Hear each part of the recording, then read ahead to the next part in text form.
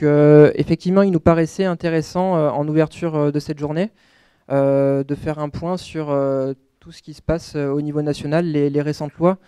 Si on suit un petit peu les actualités de la Gazette, de Localtis, même du Monde, on voit qu'il y a des articles, 2-3 articles quasiment tous les jours sur le sujet.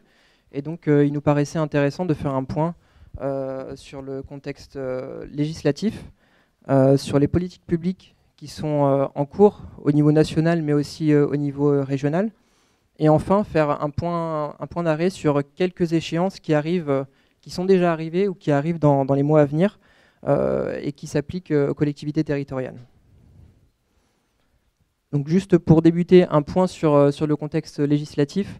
On voit donc les lois, les réformes territoriales, loi MAPTAM, loi sur les régions, loi NOTRe, loi Le Maire, loi Walter. On voulait juste faire un panorama de ce qui se passe en ce moment, dans quel contexte on se trouve. Donc on voit que c'est une période charnière de transition pour les collectivités, notamment due à 4 points. Un resserrement des marges de manœuvre dû aux finances, mais également aux normes qui s'appliquent aux collectivités. Une transition énergétique qui s'impose à tous, et donc qui s'impose aux collectivités qui sont les premiers acteurs, qui nécessitent des changements dans le mode de fonctionnement des citoyens et des organisations. Une réforme et une recomposition territoriale qu'on peut dire perpétuelle, permanente, depuis quelques années maintenant, et une transformation numérique qui peut être un outil justement pour faire face à tous ces enjeux qui se posent. Donc je propose juste de faire un focus sur les réformes territoriales et la transformation numérique qui est en cours, notamment dans le contexte législatif. Donc là, on peut parler depuis quelques années de réformes territoriales perpétuelles. La loi NOTRe est le dernier des volets, donc après la loi MAPTAM et la loi sur les régions. Ce qu'on peut retirer, ce qu'on peut mettre en avant dans cette loi, c'est notamment donc, la suppression de la clause générale de compétences, après sa première suppression et son premier retour dans les précédentes lois. Une affirmation des compétences des régions dans les schémas stratégiques, dans le développement économique, dans les transports, et pour le département, tout ce qui a trait à la solidarité. Une création de schémas d'amélioration de l'accessibilité aux services des publics, donc dans lequel le numérique peut avoir vraiment un rôle majeur à jouer. Et enfin, donc, la montée en puissance des intercommunalités, métropoles comme le reste des EPCI.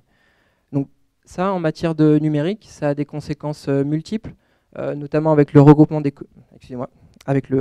communes, avec le seuil qui a été augmenté. Donc là, il y a vraiment des opportunités de mutualisation, notamment dans les infrastructures, mais aussi dans tous les logiciels qui sont utilisés par les collectivités. On peut aussi noter le fait que la région devient chef de file pour les données géographiques, ce qui est vraiment un enjeu justement pour que les administrations puissent dialoguer entre elles. La suppression de la clause générale de compétences, donc, qui va pousser vers un cloisonnement des compétences pour les régions et pour les départements, alors que, comme le disait précédemment Aki Moural dans l'entretien, le numérique est vu par tous comme un thème transversal. Donc ça pose des questions, et ça pose des questions notamment de gouvernance autour des projets qui font appel au numérique, où tous les niveaux de collectivité doivent pouvoir trouver une façon de travailler entre elles, justement pour mutualiser tout ce qui peut l'être, tout en restant dans leur domaine de compétences qui leur sont imposées par la loi. Concernant ces lois, juste un focus, donc comme le disait Laurence en ouverture, aujourd'hui c'est l'examen par l'Assemblée nationale du projet de loi sur le numérique. Donc c'est la première loi dont le sujet central est le numérique, avec trois thèmes forts. L'ouverture des données publiques tout d'abord. Ouverture des données publiques qui va forcément avec un corollaire, c'est la protection des données personnelles. Et enfin, l'accès à tous au numérique. On peut noter déjà qu'il y a eu un dispositif inédit de coécriture. Je ne sais pas si certains d'entre vous ont participé. En tout cas, nous, on s'est prêté au jeu. Et donc, effectivement, il y a quelques-uns des propositions qui avaient été faites par les citoyens qui ont été retenues, qui ont permis d'agrémenter ce projet de loi avant même son examen dans les différentes commissions. Donc là, on ne peut pas présumer de ce qui va sortir de ce projet de loi, mais on peut tout de même noter qu'il il prévoit la généralisation des schémas de développement des usages et services numériques, sur le même principe des schémas de développement de l'aménagement numérique, donc sur les infras. Là, il prévoit la même chose pour les usages. Et donc, il prévoit également d'aller plus loin sur l'ouverture des données publiques que ce qui s'est fait jusqu'à présent. Donc là, c'est tout ce qui a trait à l'open data. Et il nous paraissait intéressant aussi de faire un point sur ce sujet-là, étant donné que, bon, c'est pareil, on voit passer des articles un petit peu tous les jours sur le sujet. Je vais juste vous passer une vidéo qui a été faite par Libertic, soutenue par Nantes Métropole et qui est en licence libre, et qui, en 1 minute, dresse un peu ce que c'est l'open data et ce que ça peut permettre.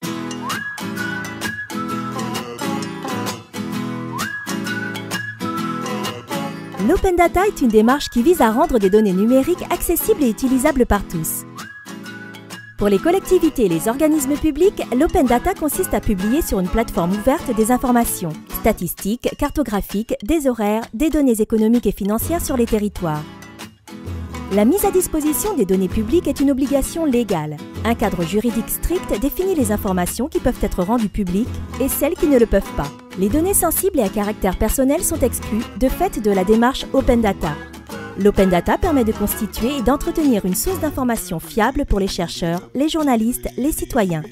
L'Open Data ouvre la voie à la création d'applications pratiques. Par exemple, la mairie publie des données sur Internet, horaires de bus, géolocalisation des arrêts, hauteur des trottoirs. Les développeurs peuvent réutiliser librement ces données pour créer des applications accessibles depuis un téléphone mobile pour faciliter l'accès au transport aux personnes à mobilité réduite. L'Open Data donne la possibilité de créer de nouvelles opportunités économiques par le développement de services innovants. L'Open Data rend accessible et compréhensible l'action publique, projets, décisions, comptes publics, encourageant ainsi l'engagement citoyen. L'Open Data offre enfin une perspective réelle de modernisation des services publics en les rendant lisibles, accessibles et réactifs, en phase avec les enjeux du XXIe siècle. L'ouverture des données, on va tous y gagner!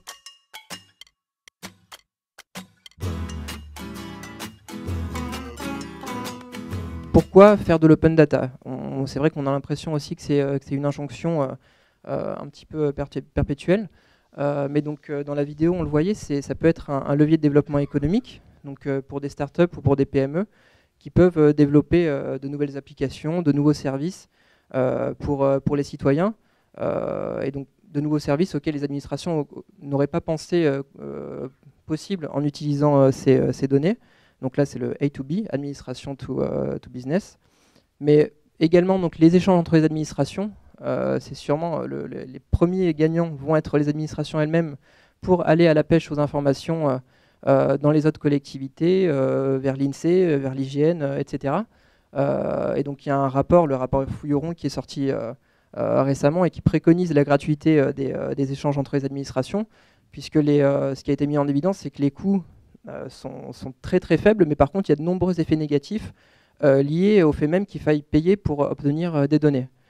Et ce qui est important aussi, c'est que les effets de l'open data resteront limités s'il n'y a pas un travail qui est fait sur l'homogénéité des données, donc c'est-à-dire le format sous lequel elles sont publiées et le rythme des mises à jour. Et donc ce qui semble important de développer maintenant, ce sont de véritables plateformes qui permettent d'utiliser les données d'applications qui sont sur lesquelles elles sont hébergées et qui donc permettent de faire des croisements entre ces données et de les libérer ou pas selon le type de données, toujours avec le souci de l'anonymisation pour éviter la divulgation d'informations personnelles. Alors, un dernier point sur l'open data.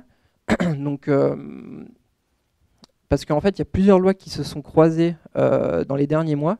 Donc, il y a tout d'abord la loi NOTRe qui a posé un cadre et qui cible les collectivités territoriales de plus de 3500 habitants et qui a donc une logique d'offre qui dit que ces collectivités territoriales-là ont l'obligation de publier les documents publics relevant de la loi CADA de 1978 sur leur site internet lorsqu'elles en ont un. Donc c'est-à-dire que jusqu'à présent, c'était les citoyens qui devaient demander ces données aux administrations, et donc c'est la CADA qui qui était un petit peu l'arbitre dans ce jeu-là. Là, le principe, c'est plus une logique de demande de l'usager, mais c'est une logique que tous ces documents-là doivent être sur les sites internet des collectivités.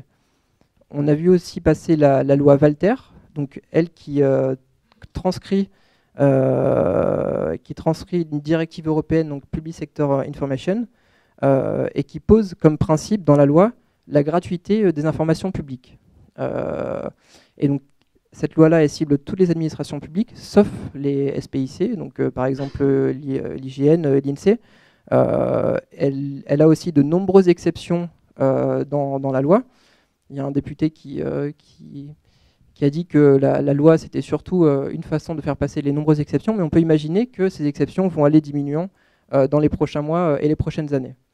Et donc, la dernière loi, le projet de loi pour une République numérique, qui va pousser, qui va essayer d'aller plus loin sur ce qu'a posé la loi NOTRe, notamment dans l'interopérabilité des données, donc dans le format dans lequel les données doivent être déposées, et aussi aller sur donc, les administrations d'État, avec un décret qui devrait être publié sur un seuil minimal d'agents.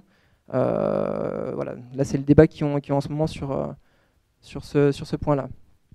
Et donc cette loi, elle va offrir aussi un nouveau droit pour les collectivités, les administrations publiques, qui pourront, comme les citoyens, utiliser donc, ce target de la loi CADA pour demander des informations à une autre administration, donc, chose qui n'existait pas jusqu'à présent.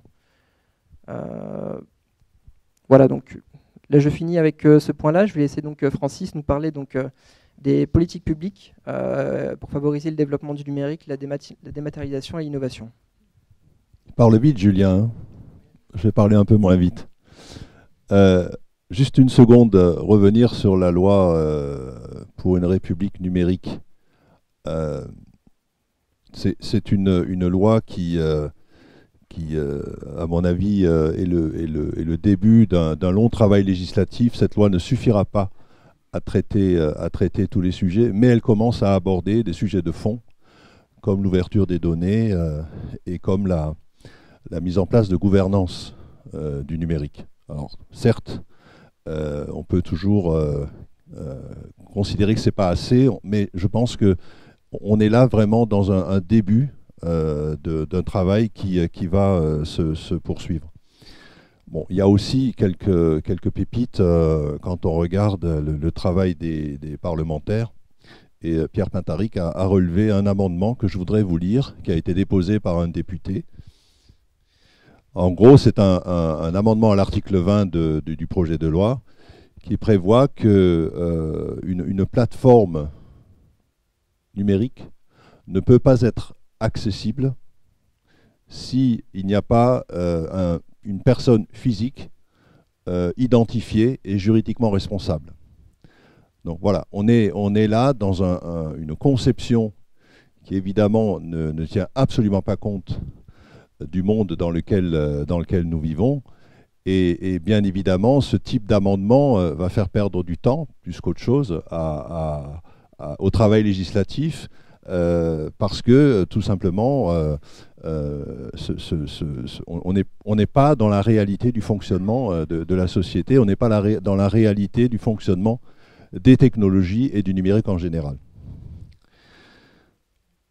Il y en a bien d'autres, hein, parce que l'imagination des parlementaires est quelquefois très fertile. S'agissant des politiques publiques pour favoriser le développement du numérique, la dématérialisation et l'innovation, il y a eu une initiative en octobre 2014 de la part du secrétariat général à la modernisation de l'action publique qui a consisté à dire eh bien, on va essayer de travailler ensemble, État, collectivités territoriales, pour essayer de concevoir un programme qui nous permettrait d'accélérer les capacités de l'administration française à se transformer.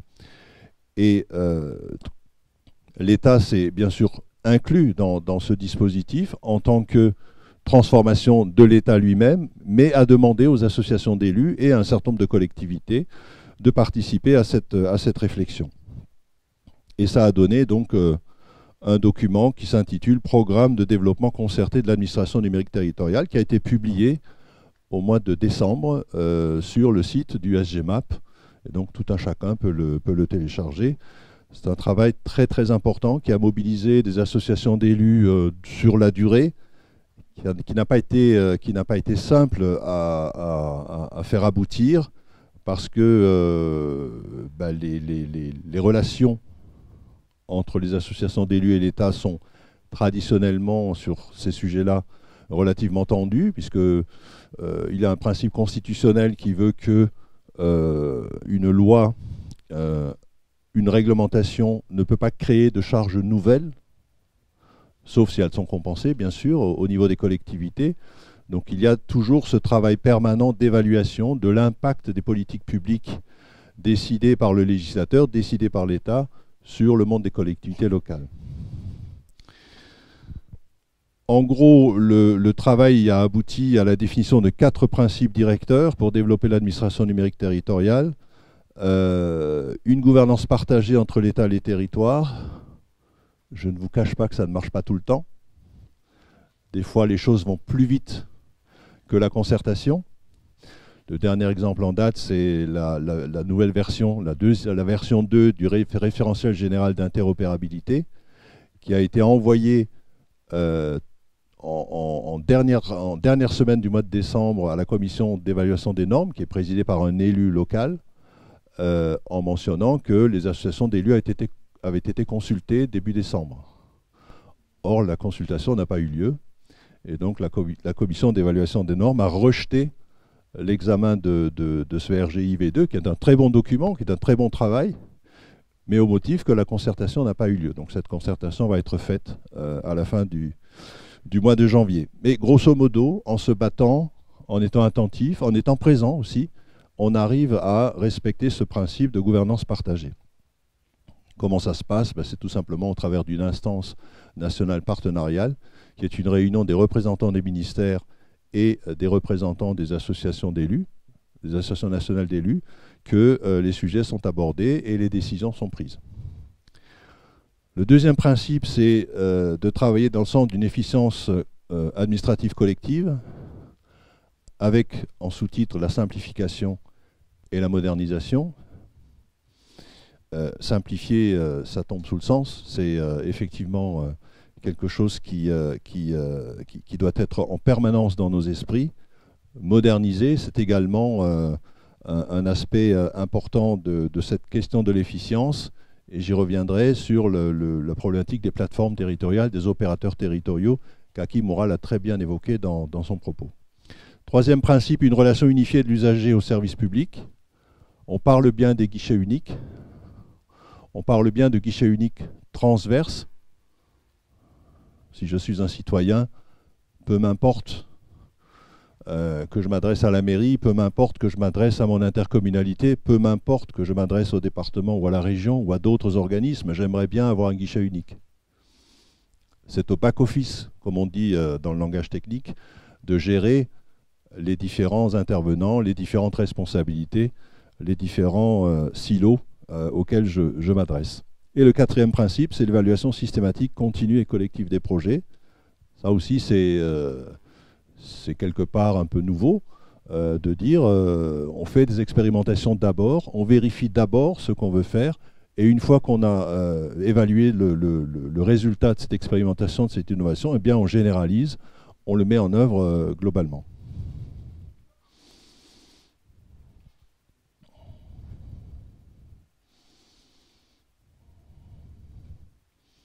Le document qui a été mis en ligne et donc qui est l'aboutissement de ce travail porte sur 4 axes principaux sur lesquels je me contenterai simplement de vous donner à chaque fois un exemple. L'axe 1 porte sur l'efficience des relations interadministratives. Ici, on est dans une logique de généralisation, de simplification des relations entre l'État, entre les collectivités et l'État. Aujourd'hui, un service financier, un service des ressources humaines, un service des assemblées communiquent avec les services de l'État par différents canaux. Alors, quelquefois, ça fonctionne, quelquefois, ça fonctionne partiellement. Et puis, quoi qu'il en soit, ce sont des canaux différents, ce sont des modalités différentes. Et il s'agit de trouver là des solutions pour unifier et simplifier.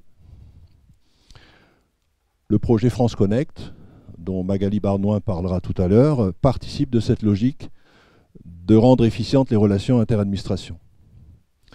L'axe 2 porte sur l'unification et la simplification de la relation des administrations avec leurs usagers. L'exemple qui nous occupe là maintenant et qui va nous occuper jusqu'à la fin du mois d'avril, c'est une simplification du code des marchés publics pour aller beaucoup plus vite, beaucoup plus loin dans le processus de dématérialisation de la commande publique. Il y a une obligation européenne, puisque à partir de 2018, les marchés de niveau Europe nécessitant un seuil européen seront obligatoirement dématérialisés. C'est une décision de l'Europe. Eh bien, la France, le gouvernement a décidé d'aller aussi plus vite sur le contexte franco-français, sur effectivement toutes les consultations qui dépasseraient 25 000 € hors taxe, qui est aujourd'hui le seuil des MAPA. Il y a eu une grande enquête dans l'été, où toutes les collectivités pouvaient répondre. C'était en ligne sur le site du ministère, et donc la synthèse a été présentée début décembre, et il y a effectivement toute une série de mesures qui vont être prises, qui feront l'objet d'expérimentation, de vérification avec les collectivités. L'axe 3, c'est la simplification et la sécurisation de l'administration de la preuve et la gestion du patrimoine immatériel.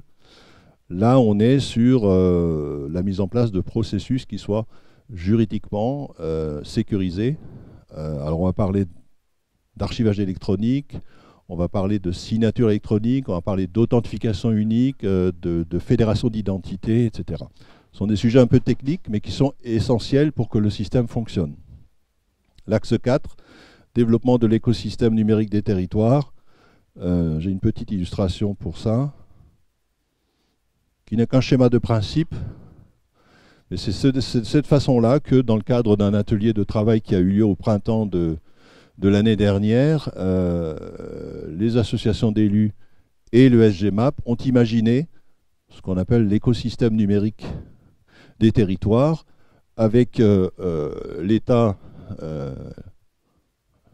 plateforme ici, donc l'État qui s'organise pour s'ouvrir aux autres plateformes grâce à des API. C'est en train de se faire avec une direction interministérielle du numérique et des systèmes d'information de l'État qui se structure de plus en plus, qui commence à travailler de plus en plus avec les collectivités, au travers d'un système d'identification qui soit simple et unique. Là, on parle de France Connect, qui fonctionne pour l'usager, mais qui doit fonctionner aussi pour les agents, qui doit fonctionner aussi pour les entreprises. On parle de plateformes, d'applications, de services en ligne, une espèce d'APP Store territorial, avec des applications qui sont mises à disposition de l'ensemble de l'écosystème. Donc ça, c'est aux collectivités à le construire ensemble. On parle d'une instance territoriale de gouvernance dans laquelle on a les collectivités, les administrations, etc. Ici, de mon point de vue, il y a un manque qui est un peu criant, un peu évident pour moi, mais visiblement ça n'a pas été évoqué au moment où ça a été fait. Il manque les entreprises. Dans un écosystème numérique des territoires, si c'est le territoire, il y a l'entreprise aussi. Et il doit y avoir le citoyen aussi. Sinon, c'est uniquement l'écosystème des collectivités territoriales. Et puis, on a donc tous les acteurs du territoire qui sont amenés à travailler ensemble, à accéder à des services au travers d'un opérateur public de services numériques. Voilà. Si le SICTIAM n'avait qu'une ambition, ce serait de pouvoir devenir un opérateur public de services numériques, qu'il est déjà pour une partie des collectivités de la région, mais qu'il pourrait devenir pour beaucoup plus de collectivités, tout simplement en étendant ces offres de services à d'autres collectivités. Voilà pour ce programme concerté. Alors vous avez vu que le C est petit. Dans DCANT, le C est petit. Bon, c'est parce qu'on considère que la concertation pourrait être un peu plus forte. Encore une fois, je l'ai dit, hein, à propos du RGI, ça s'est fait malgré nous. On a réussi à rattraper le coup. J'espère qu'avec le temps, des automatismes se prendront et qu'on n'aura plus à constater de dysfonctionnement. Ce qui est sûr, en tout cas, c'est que le travail du SGMAP est un travail qui prend en compte l'avis des territoires, qui prend en compte ce qui fonctionne sur le terrain. Et ça, c'est vraiment gratifiant parce que, eh bien, on participe à quelque chose qui est important, qui est effectivement la simplification, qui est effectivement la modernisation, qui est effectivement l'accélération de tout ce travail, et on y participe de manière utile. On ne se sent pas, comment dire, gouverné et obligé d'appliquer une réglementation. On se dit qu'à un moment donné, eh bien, cette réglementation, on en est partie prenante, et donc on est aussi garant de sa mise en œuvre sur le terrain. Il y a quelques principes qu'on avait posés au départ, qui ne sont pas mentionnés tels que, mais je voudrais les redire pour que ça soit plus simple à comprendre. On a dit que pour toutes les recommandations, pour tous les travaux qui allaient être mis en œuvre, l'instance nationale partenariale, en tant qu'association d'élus, nous n'accepterions la mise en œuvre et la généralisation que s'il y avait vraiment un principe de dématérialisation de bout en bout. Il n'est pas question que, si on dit on va simplifier les échanges entre l'État et les collectivités sur tout ce qui concerne par exemple le contrôle de légalité, il n'est pas question qu'on accepte une généralisation qui nous obligerait in fine à quand même réimprimer un marché, à quand même réimprimer un permis de construire parce que tout simplement le service de la préfecture n'est pas équipé pour faire son travail. Donc on a posé ce principe.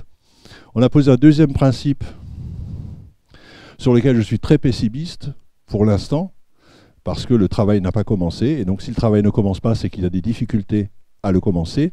C'est qu'on a dit aussi que tout service, toute logique dématérialisée d'un service public devait inclure la problématique, devait prendre en compte la problématique de l'archivage électronique. Or, cette problématique de l'archivage électronique n'est pas prise en compte à l'heure actuelle, et il n'y a pas de simplification ni de mouvement de mutualisation en vue pour que des plateformes mutualisées d'archivage électronique puissent voir le jour en France. Une grosse résistance du ministère de la Culture, une grosse résistance, une grosse incompréhension en fait, hein, avec un certain nombre d'acteurs qui devra faire l'objet de beaucoup d'expérimentations, de beaucoup de démonstrations pour montrer qu'on peut tout à fait concevoir des plateformes qui fassent que le patrimoine informationnel soit durablement protégé au même titre que le papier l'est aujourd'hui. Et Dieu sait si on arrive aussi à perdre des archives papier. Voilà pour ce travail. Il y a des ateliers qui sont en train de s'organiser, des référents qui ont été désignés, des programmes de travaux qui sont fixés. Et nous sommes dans une logique qui doit se terminer au mois d'avril 2017, avec entre-temps des expérimentations, j'espère concluantes, j'espère intéressantes, et derrière des réglementations qui vont fixer des mises en œuvre généralisées, comme ça a été le cas pour les échanges comptables, ordonnateurs comptables des collectivités, où à un moment donné on a dit le 1er janvier 2015, on appliquera un seul protocole, un seul système, et ça s'est fait. Tout le monde s'y est plié, et aujourd'hui on a simplifié la relation entre les collectivités et leurs comptables. Demain, il faudra qu'il y ait les mêmes types de services pour les assemblées, pour l'urbanisme, pour les travaux, etc., etc. Là, un point qui va être fait donc, rapidement également sur les politiques publiques nationales et régionales en ce qui concerne le numérique. Juste faire un point sur certains termes qu'on entend. Donc, un point donc, sur le plan France Très Haut Débit qui concerne les infrastructures, donc comme son nom l'indique, le très haut débit, et qui vise à couvrir l'intégralité du territoire en très haut débit d'ici 2022. Ça mobilise 20 milliards d'investissements sur 10 ans, avec des mobilisations de l'Europe, de l'État, de la région, des EPCI, des départements, donc qui constituent un petit peu le socle, sans quoi les politiques numériques ne pourront pas être développées. Et également, donc en parallèle, plus sur les usages pour les collectivités, donc la foule des maths, et avec donc la stratégie État plateforme, comme en parlait Francis donc dans le schéma qu'on a vu précédemment, Et donc là, c'est juste des mots-clés qui sont indiqués dans ce cadre-là. Donc France Connect, qui permettra donc de s'authentifier avec un identifiant unique pour le citoyen, pour les administrations. Dites-le nous une fois, la full démat comptable, un plan national de démat des marchés publics de bout en bout également. Mais donc là, c'est ce qui concerne les collectivités à proprement parler. Après, sur toutes les thématiques, il y a des plans qui se lancent, donc notamment le plan national du numérique éducatif, qui concerne surtout les collèges, avec une enveloppe de 1 milliard d'euros qui a été donnée par l'État pour équiper les collèges en tablettes. Le plan transition numérique dans le bâtiment, qui est également un axe important, qui vise à faire une transformation de tous les acteurs du bâtiment, des acteurs publics comme privés, pour utiliser notamment ce qu'on appelle le BIM, donc qui permet de modéliser en 3D avant de le construire un bâtiment. La mise en place de référentiels RGS pour la sécurité, RGI pour l'interopérabilité, RGAA pour l'accessibilité. Donc Pierre Pintaric en parlera cet après-midi pour développer un petit peu chacun de ces termes. Mais aussi des acteurs nouveaux qui se forment, donc notamment le Conseil national du numérique, qui est une instance de consultation, donc qui vise à donner son avis sur des politiques publiques qui sont menées et à émettre également des rapports. Et également donc l'Agence du numérique, qui a regroupé 3 anciennes missions. Une mission sur les usages du numérique, qui était assez ancienne, mais surtout la mission French Tech, dont M. Ravix va nous parler cet après-midi, et également donc, la mission France Très Haut Débit. Donc, ces politiques publiques, après, elles se voient aussi au niveau régional. Donc, on parle du plan France Très Haut Débit. Là, on a une carte qui montre où en sont chacun des départements dans cette évolution. Donc nous, en ce qui concerne la région Provence-Alpes-Côte d'Azur, on a un acteur, le SMO PACA THD, syndicat mixte ouvert, donc PACA THD, qui est maître d'ouvrage du projet dans les départements des Alpes-de-Provence et des Hautes-Alpes, avec un SDTAN qui a été voté en 2012 et des dossiers déposés dans le cadre du plan France Très Haut Débit. On a également donc, le SICTIAM, qui est maître d'ouvrage du projet dans le département des Alpes-Maritimes, donc avec le département qui reste le stratège et le SICTIAM qui va effectuer les travaux, avec un objectif de 100% fibre optique d'ici 2021. Donc pas de montée en débit, pas de cuivre, uniquement de la fibre optique pour le moyen et au pays, avec un préaccord de financement de l'État qui a été obtenu. Et donc après, pour les autres départements, les Bouches-du-Rhône, Francis va intervenir, donc les Bouches-du-Rhône, un SDTAN qui est en cours de réalisation.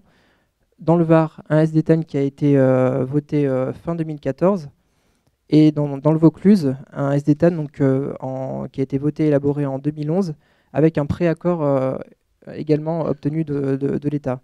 Donc ce préaccord, il signifie que l'État valide un petit peu ce qui a été fait et donne son préaccord pour financer avec les fonds de la mission France Très Haut Débit les projets qui vont être faits dans ces départements.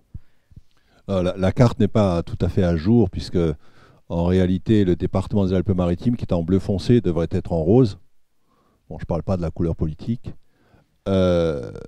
Rose pour projet lancé. Hein, puisqu'on a déjà fait des travaux. L'année dernière, on a fait des travaux de mutualisation, etc.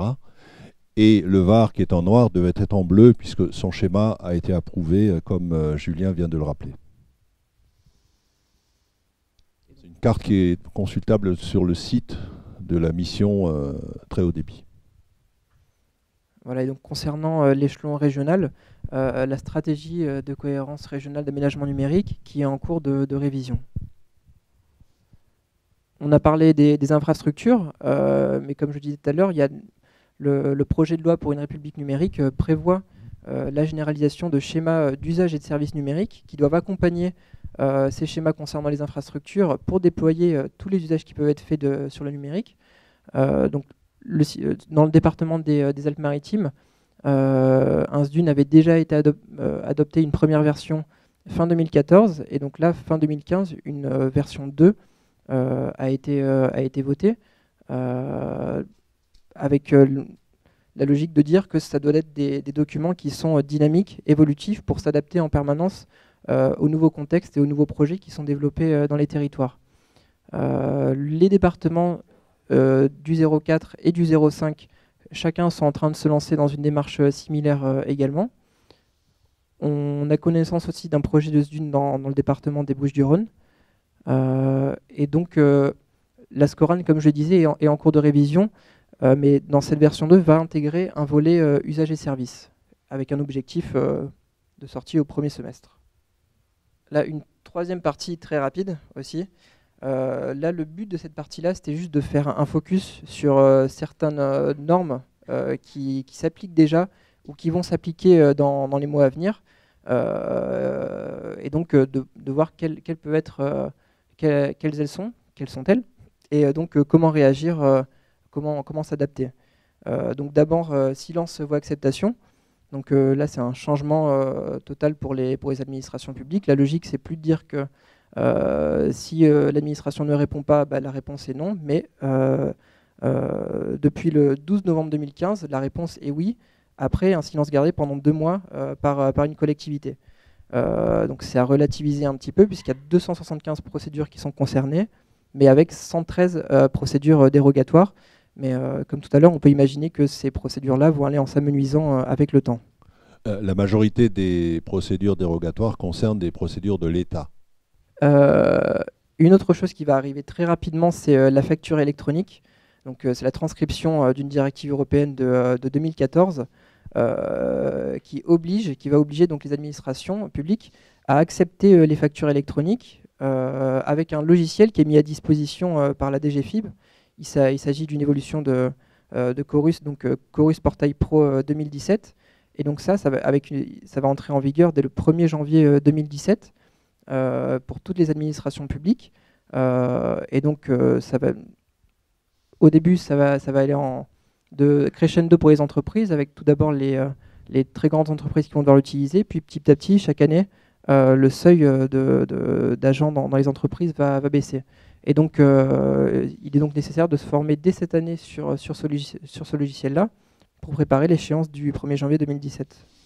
Ça, c'est une traduction concrète de l'affection que porte notre gouvernement aux entreprises, puisqu'il s'agit en effet de leur simplifier l'accès aux collectivités de la France entière au travers d'un système unique par lequel vont transiter leurs factures. Donc il y a une obligation pour les grands groupes, les grandes sociétés à partir de 2017, mais c'est aussi l'illustration d'un dispositif qui, pour le coup, n'est pas du tout passé par la concertation avec les élus. Donc c'est ce qu'on critique quand on a mis en place ce processus de développement de l'administration numérique territoriale. On a dit on aimerait bien que tous les processus passent par ce système. Ben ça n'est pas passé. Je ne critique pas le fond, c'est très bien ce qui est en train de se faire là, mais ça n'a pas été travaillé comme ça aurait dû être travaillé dans la relation collectivité-État. En lien donc avec silence, voix, acceptation, la saisine par voie électronique, donc qui s'applique déjà à l'État, mais qui va s'appliquer bientôt aux collectivités territoriales à partir du 7 novembre, et qui donne un nouveau droit pour les usagers de saisir les services de l'État par voie électronique, comme ils pouvaient le faire avant par courrier. Donc si on met ça en rapport avec silence, voix, acceptation, ça nécessite vraiment de s'organiser pour que tous les flux entrants dans la collectivité soient accessibles pour le public, donc avec des portails sur les sites internet, mais aussi de traiter l'information dès qu'elle arrive dans la collectivité. Là, je vais aller rapidement parce qu'on en parlait tout à l'heure, mais la loi NOTRe donne l'obligation de publier les données publiques relevant de la loi CADA, donc c'est-à-dire principalement les comptes rendus de conseil, les actes administratifs, etc. Non plus seulement sur des panneaux d'affichage, mais également, alors seulement si la collectivité dispose d'un site internet, sur son site internet. Et le dernier, il y en a d'autres, mais le dernier qui va s'appliquer vraiment très prochainement, donc c'est la démat des documents d'urbanisme.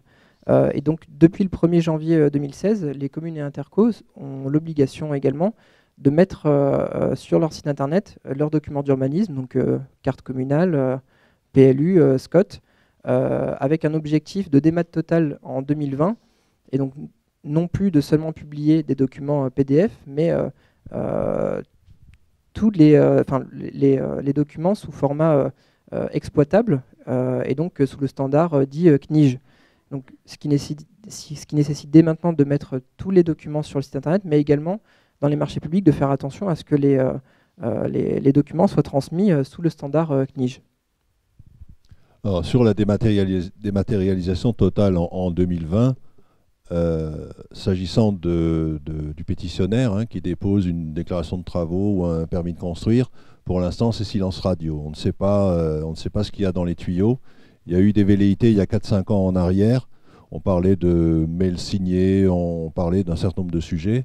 Mais comme ce n'était pas mûr et que ça faisait l'objet d'une très grande opposition des professionnels, essentiellement, les architectes, les maîtres d'œuvre, etc., pour l'instant, on ne voit rien venir. Et là aussi, par rapport au ministère de l'écologie, développement durable et de l'aménagement du territoire, on est sur un ministère qui ne rentre pas dans la logique de concertation pour l'instant. Mais on va le lui demander.